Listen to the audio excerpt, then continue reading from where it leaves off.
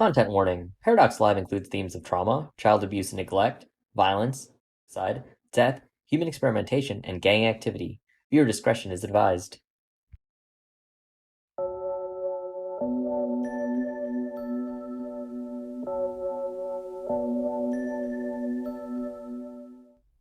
Hey there, heads! Welcome back! I was recently watching Bomber Guy's video essay on plagiarism, so I felt inclined to restate the fact that I rely heavily on the fan translations provided by Jackal and the Paradox Live English Twitter group. Their respective websites are always linked in the description for easy access. And before I get into the meat of today's video, I just wanted to say that I'm willing to wait to see how the anime concludes before I make my final statement. I think it's been fine so far, though some of the changes in the 10th episode are sort of odd given that they've more or less followed the original storyline to this point. Not to get preachy, but I do think it bears repeating that being dismissive towards anime onlys is patently ridiculous, in my opinion. Everyone gets into things through different channels, and rather than dragging others who enjoy the anime or who got invested through the anime, I think we should embrace them and encourage them to get into other parts of the project that we ourselves enjoy. I'm making these videos because I genuinely like this media project, and I want to give people the chance to get into it, even if they don't care to read every magazine article, Twitter or X post, and listen to every single bit of audio media. The cool and complicated part of being into a media project like this is that it's made up of a lot of disparate bits of media, and fans can be really well read on one part of the lore and completely miss other parts. Fortunately, my years of Hetalia fandom taught me patience and the value of fan translators who work really hard to make the content free and accessible to the rest of us. Alright, so I'm finished, I'll put the soapbox away, and I'll get on with it. Following the conclusion of the stage battles, the Trap album was released, containing the 4 units image songs and all of the songs from the stage battles. In addition, there were 5 new songs released: Bay's Bermuda Triangle, The Cat's Whiskers One Shot One Kill, Cosmez's Run-In, Akanyatsura's AKYR Akanyatsura Go Over to Trap, and Rap Gorilla. After the announcement of Cosmez's victory in the stage battles, the next album, Live, was announced. The first drop-up begins with Kanata telling the listener that upon winning the competition, the memories of his brother's death returned to him, and now aware of the cruel reality, he can no longer summon the illusion of Nayuta that he'd been living with. The drama proper begins with Kanata being paid for a job by Iori. When Iori and Zen congratulate him on the big win, Kanata admits to them that he's finally remembered the truth and realized the reason Iori had put him to work collecting phantom metals from victims of phantom metal erosion. Without the motivation of providing a better life for his brother, Kanata intends to return the 10 billion yen and back out of the final battle. Before he goes, Kanata asks Iori for confirmation about the fate of his brother, and Iori returns a non-committal response that if it seemed likely that he'd passed away, then that must have been the outcome. When he leaves, Iori and Zen are both left feeling deeply unsatisfied by how things have turned out. Kanata returns to the apartment, deciding that he can leave whenever because no matter how long he waits, Nayuta won't come back.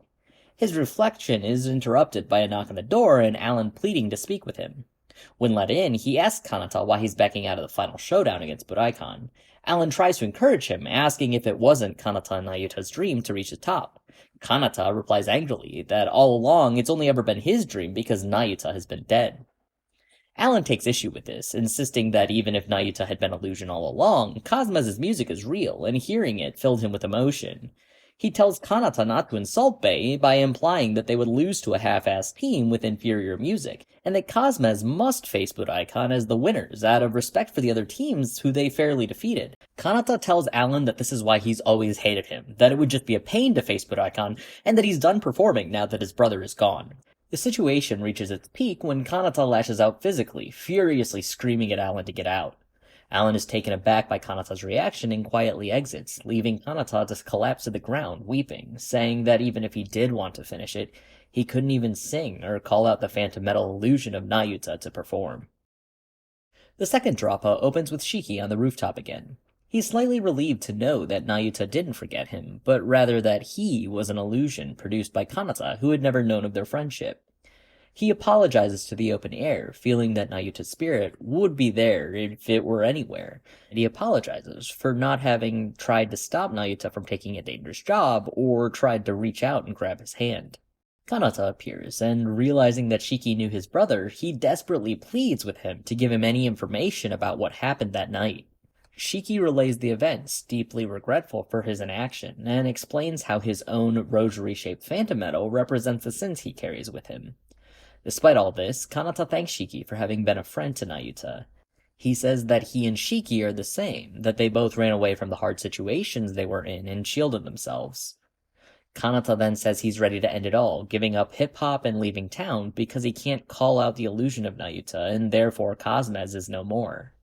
And suddenly, Nayuta's there and says it'll be a huge pain for him if Kanata disbands their group. Kanata and Shiki are understandably shocked, and Nayuta remarks that they look like they've seen a ghost. He insists that it's really him, inviting Kanata to feel his heartbeat. The twins then have a tearful reunion, Nayuta saying that he heard all about what Kanata had been up to and apologizing for leaving him alone for so long. When they compose themselves, Nayuta explains that he's been in a coma in an Alter Trigger research facility all along, the same one where he was undergoing tests for his job. Fortunately, they had collected him after his attempts to end his life, and the effects of the erosion had been reversed. Nayuta explains that it was expected that he wouldn't wake up, but when he had heard Kanata's soul calling to him through his performance, he had been able to regain consciousness. He takes this opportunity to apologize to Shiki for putting him in such a painful situation, but Shiki replies that he's just relieved and happy to know that Nayuta is alright. He welcomes Nayuta back, and Nayuta properly introduces him to Kanata. Together once more, Nayuta states his intention to face off against Buraikon, and for himself and Kanata to become the two new kings of the Phantom Live scene. The third drop-up begins with Iori overseeing the renovations on Club Paradox in preparation for the final battle. While Zen and Satsuki were only meant to supervise the construction efforts, both had eagerly jumped in to lend a hand to the workers. Hokusai and Reo return from buying everyone drinks, and Reo comments on all the new businesses popping up around the club. Iori expresses his satisfaction with this financial windfall. Even though Akan Yatsura failed to secure the 10 billion yen prize, the Suiseki Gumi affiliate construction company had been able to secure the contract to renovate the area. When Zen says that their goal of rebuilding the gang is becoming more realistic, the three younger members take the opportunity to remind Iori and Zen that they have grown a lot, and they are no longer children who need to be shielded from hard truths. When they eventually run off, Iori tells Zen that he's received further information about the former Yakuza boss's contributions to Alter Trigger.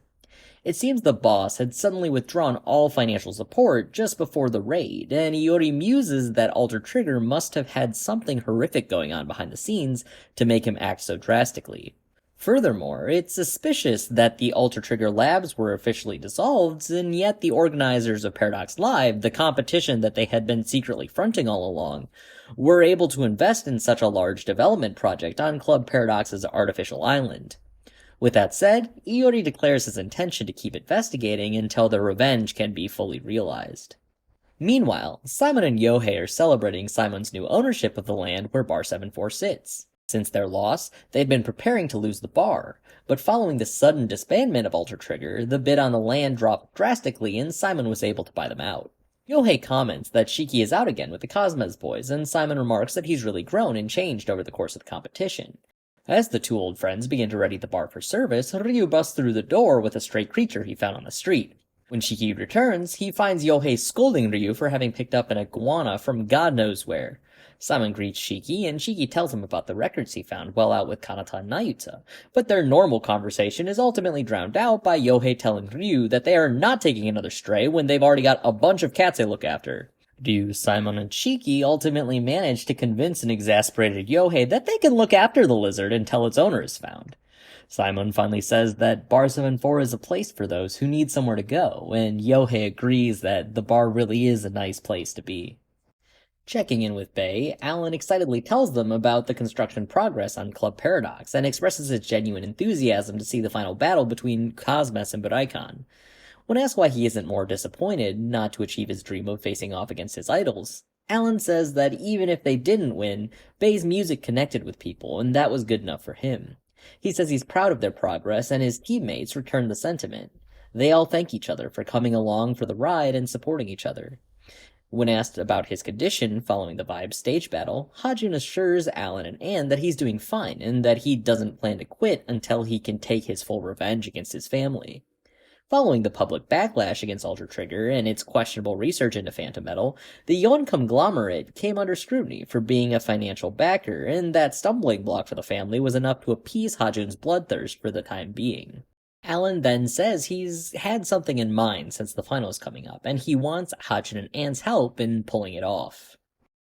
The final drop-out opens with the twins eating at Raimante. Kanata finally asks why Shura of Buraikan is running a ramen shop, but Shura, given name Haruomi, doesn't give a direct answer. When asked if he had figured out the truth about Nayuta, he insists that it doesn't matter if he did or not, because he had acknowledged Cosmos' music and accepted the challenge for the final battle. Nayuta thanks Haruomi, but warns him that Cosmos has been reborn, and will be more powerful now that he's returned. He and Kanata drop their catchphrase that they'll show him hell, and they take their leave. When they've gone, Buraikan's Yasha, given name Chisei, appears to tease his old partner for having left the limelight to work at a ramen shop. It's revealed that Chisei has been dead for 10 years, and so Haruomi quit performing because the only one he cared to stand on stage with was Chisei. Chisei then urges Haruomi to close up the shop early so that he can tell him what's happened in the past 10 years since he's been gone. When Kanata and Nayuta leave the restaurant, they ponder what to do with their winnings. They've tried many different kinds of food and even tried staying at a luxury hotel, but they don't understand the draw of money. They decide that they're better off having enough money to live comfortably and that they will donate the rest to benefit kids in situations like their own. At this moment, a car pulls up and some masked individuals hop out. They address Kanata and Nayuta and tell them to come along with them. One of them sprays something on the twins and they lose consciousness. When they come to, they're in a dark room. They're addressed by a stranger asking if they know why they've been brought, and assuming they've been kidnapped for their money, they firmly say that they'll be donating it to kids who need it, and so they won't hand it over. The stranger then says there's no choice but for Kanata and Nayuta to have fun. The lights come up, and everyone from the other units is there to congratulate Cosmos on their win. Anne asks how their performance was as the shady boss of an unknown organization, and the Akan Yatsura boys apologize for grabbing them so roughly, assuring them that the sleep drug they used shouldn't have any negative side effects. Everyone comes up in turns to offer their congratulations and well wishes to the twins. Nayuta says that he's happy that his brothers met so many new people and made friends, and that he's seen so much beyond just the two of them. Swearing that he won't leave his side again, Nayuta and Kanata reaffirm that they're unstoppable so long as they're together. The rest of the partygoers call for the twins to come along with them, as they can't have a party without the guests of honor, and they all raise their glasses in a toast to the twins. The scene then fades out on the cheerful atmosphere amidst the friendly chatter of the different artists. And that's the close of the first season of Paradox Live. Cosmos has won, the brothers are reunited, and they ultimately decide to give away the larger portion of their winnings to help children growing up in poverty. Faye is reasonably satisfied with the expanded reach of their music and message, and have grown closer to each other as friends and performers. The Cat's whiskers have successfully protected Bar 74 from foreclosure, and Shiki specifically has grown and begun to heal from his trauma. Akan Yatsura is somewhat closer to their goal of restoring Suiseki Gumi, and have gained some insight into the dealings of Ultra Trigger and Phantom Metals. The boys have also begun to challenge Iori and Zen's desire to conceal dangerous elements of their lifestyle from them. Following this album, there were 2 Shuffle Team show albums with new character groupings voted on by the fans, but I'll get into those in the next video. One way or another, I'll catch you next time, heads. Happy holidays, and take care.